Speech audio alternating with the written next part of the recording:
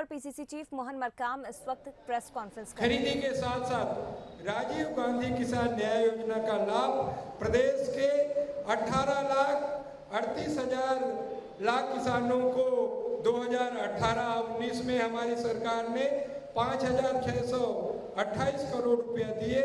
2020-21 में 22 लाख किसानों को 5,595 करोड़, जिसकी पहली किस्त 21 मई 2021 को किसानों के खातों में अंतरित की जा चुकी है और कल दूसरी किस्त 20 अगस्त को राजीव जी के जयंती के अवसर पर किया जाएगा। गोधन न्याय योजना 2 रुपया किलो में गोबर खरीदकर गोठान समितियों द्वारा वर्मी कंपोस्ट, सुपर कंपोस्ट 9,950 गोठान स्वीकृत है। 5,590 गोठान निर्मित है। अभी तक 96 करोड़ राशि गौ पालकों को गोबर खरीदी के माध्यम से हमारी सरकार सीधा उनके खातों में जमा किए हैं। 1,68,531 लाभार्थियों को सीधा इसका लाभ मिला है। अब खेती है, हर मजदूरों को भी न्याय योजना का लाभ मिलेगा। बिजली बिल हाफ योजना से 27 महीने में 40 लाख उपभोक्ताओं को 1,822 करोड़ रुपए की राहत पहुंचाई गई है। 5.85 लाख किसानों को 5 हार्स पावर पंपों के लिए मुफ्त बिजली दी गई है। गरीबी रेखा के नीचे निवास करने वाले 18 लाख परिवारों को 30 यूनिट बिजली प्रतिमाह निःशुल्क दी गई है। पूरे देश में जब मंदी थी, छत्तीसगढ़ ने प्रगति की राह दिखाई। छत्तीसगढ़ की अर्थव्यवस्था न्याय योजनाओं के द्वारा ही प्रगति की राह में गतिशील रही। CMIE की रिपोर्ट ने यह भी कहा कि छत्तीसगढ़ ने 2018 में जो बेरोजगारी दर 22.2% थी, अब वो 3.4% हो गई है। इसका मतलब साफ है, हमारी सरकार के मुखिया की नीतियां कहीं न कहीं आज छत्तीसगढ़ के जनता, छत्तीसगढ़ के बेरोजगारों के हित में है। राष्ट्रीय व राज्य स्तर पर बेरोजगार को लेकर राष्ट्रीय सांख्यिकी कार्यालय NSO ने जुलाई 2019 और जून 2020 तक श्रम बाल सर्वेक्षण पर तीसरी वार्षिक रिपोर्ट जारी की। इसमें कोरोना काल और लॉकडाउन के असर का भी जिक्र है। इस रिपोर्ट में कहा गया है कि छत्तीसगढ़ में लोगों की नौकरियां तथा रोजगार प्रभावित हुआ। खनन, उत्खनन, निर्माण, वित्तीय सेवा, रियल एस्टेट, उत्पादन, होटल, परिवहन, संचार और लोक प्रशासन जैसे सेवाएं प्रभावित हुई। कोरोना काल में आर्थिक गतिविधियों के ठप हो जाने से नौकरियों में छत्तीसगढ़ में जो बेरोजगारी आई थी, उसकी भरपाई कृषि, वानिकी व मछली पालन से जुड़ी सेवाओं ने काफी हद तक की।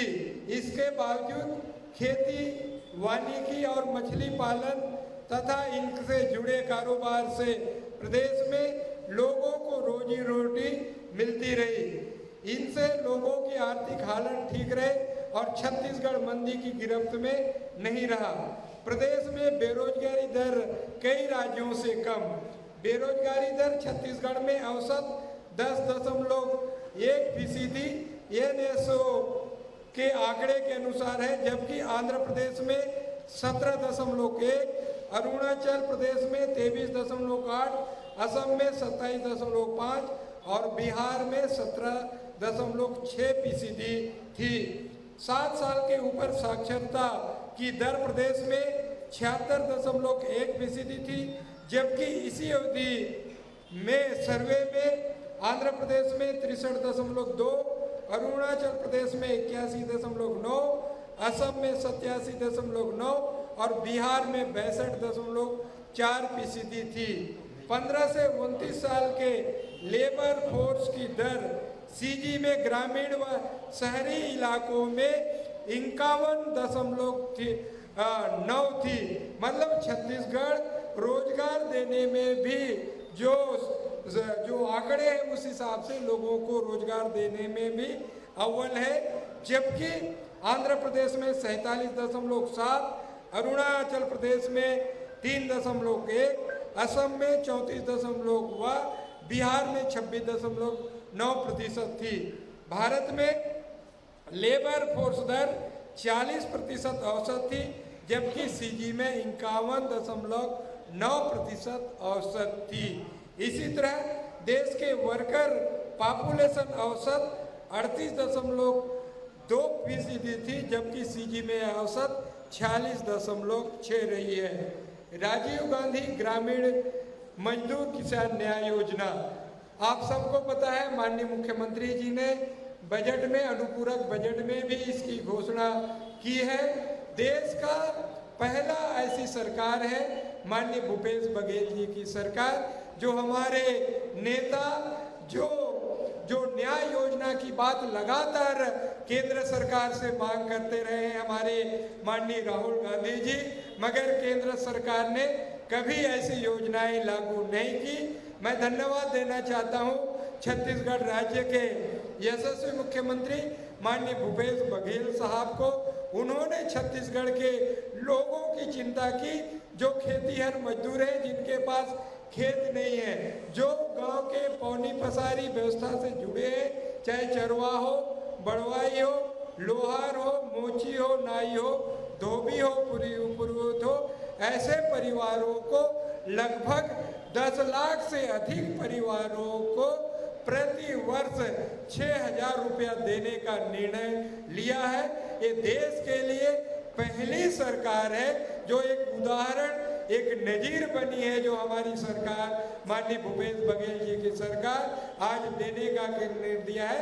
आप सबको पता है जो 7 सालों से केंद्र में बैठी भारतीय जनता पार्टी की सरकार है, इन 7 वर्षों में 23 करोड़ लोग गरीबी रेखा से, चाहे जीएसटी हो, नोटबंदी हो या इस कोरोना काल में 23 करोड़ लोग गरीबी रेखा से नीचे चले गए हैं। जबकि हमारी सरकार मनमोहन सिंह जी की सरकार रही है 10 वर्षों में 27 करोड़ लोगों को गरीबी रेखा से ऊपर पहुंचाया था, और इस कोरोना काल में 97% लोगों की आमदनी आधी हो गई है। इस अवधि में अगर ऐतिहासिक निर्णय अगर लिया है माननीय भूपेश बघेल साहब ने लिया है, 10 लाख से अधिक परिवारों को राहत देने का निर्णय एक ऐतिहासिक निर्णय है।